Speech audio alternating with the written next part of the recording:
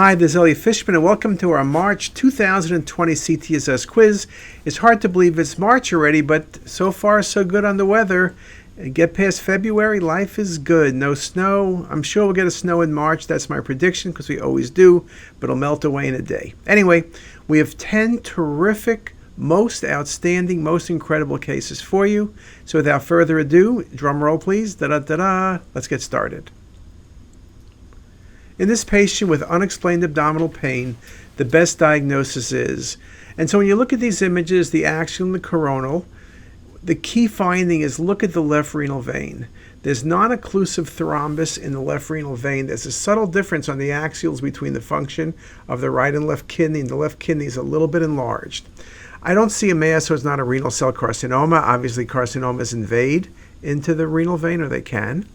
There's no renal artery aneurysm, and I don't see the left gonadal vein at all, or I do see it.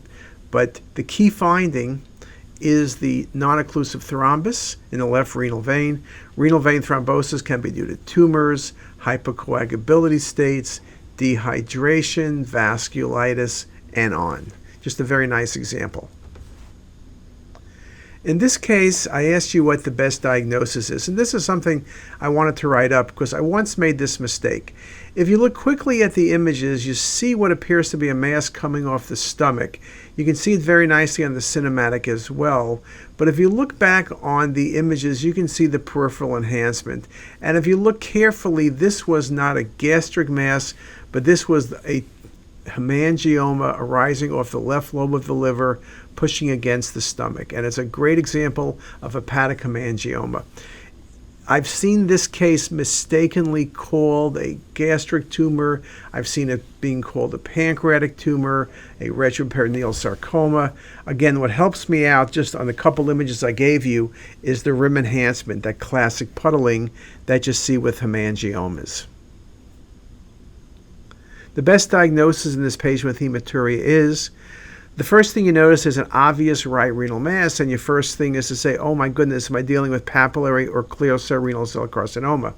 It doesn't have the appearance of an abscess. Abscess is a low density. There's usually perirenal stranding. There's perfusion changes. But then you look carefully, and unfortunately I didn't give you a cursor here, but a big component of the tumor is the same as the retroperitoneal fat, and this was an angiomyolipoma of the kidney.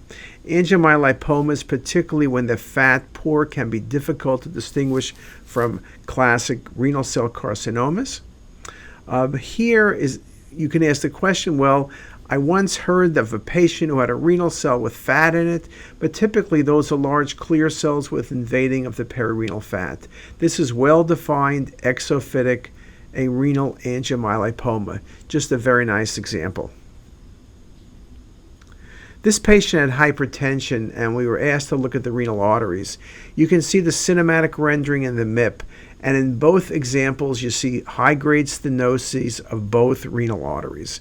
This is not FMD, where you see more of a beating appearance or occasionally aneurysms or areas of narrowing. It's not a dissection, and it's not an aneurysm.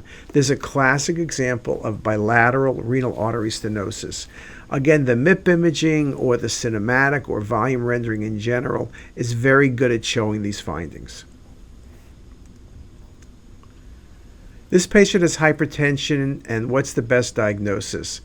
If you look at the left renal artery, you see beating. If you look at the right renal artery, you see beating, and there's also aneurysmal dilatation right by the hilum of the right kidney.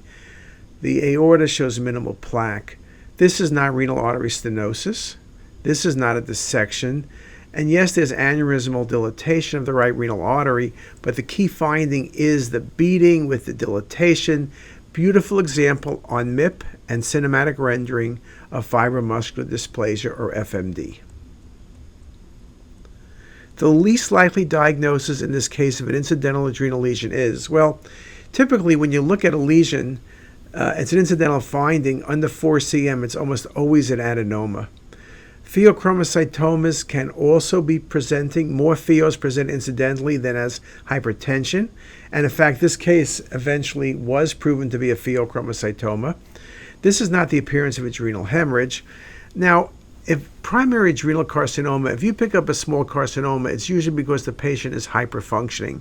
If the patient is not hyperfunctioning, and typically Cushing's is the problem, then you're going to pick up a large mass. So the likelihood of picking up an incidental adrenal carcinoma under 4 or 5, or truthfully under 10 centimeters is very rare. And this was an incidental pheo, and the least likely diagnosis was number C, a primary adrenal carcinoma. The most likely diagnosis in this 30-ish-year-old female is, you see a vascular lesion on arterial phase imaging. It's vascular, but only as bright as the IVC. It's not as bright as the aorta. And then on venous phase imaging, it's nearly gone, though of course you can kind of see where it is. Hepatomas can become isodense, including fibrolamellar. Hemangiomas can become isodense, but peripheral puddling and central filling in is the classic thing. Hepatomas and fibrolamellars are typically not so homogeneous, and they're also markedly vascular.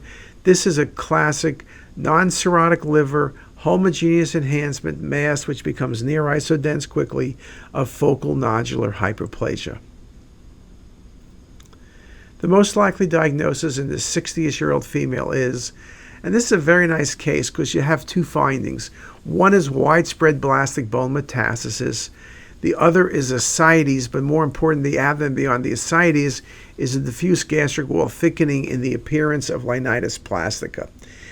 Lymphoma can give you bulky tumor, rarely giving you sclerotic bone lesions. Adenocarcinoma can give bone lesions, but not the extent of this. Breast cancer is the one that gives you widespread saturated blastic bone mets, as well as gastric metastasis from linitis plastica. Carcinoid tumor, vascular lesions, not this appearance. This is a classic breast cancer with linitis plastica, carcinomatosis, and widespread bony metastasis. A very nice example. The best diagnosis in this 20-ish-year-old female is, well, you see a large, and actually it's multicentric, hypervascular mass in the liver, nicely shown on the cinematic. Could this be metastatic carcinoid? Sure, but 20-year-old female, unlikely. Renal cell, unless you have von Hippel-Lindau, unlikely. Hepatoblastoma, vascular liver lesion, sure, but the patient's a bit old. Hepatoblastomas are under age 10. The best diagnosis, young female, irregular, aggressive-looking liver mass, hypervascular, is a fibrolamellar hepatoma, and that was the answer in this case. In this patient, status post-partial nephrectomy for renal cell cancer, what's the best diagnosis? And you look carefully and you say, what's going on in the left kidney?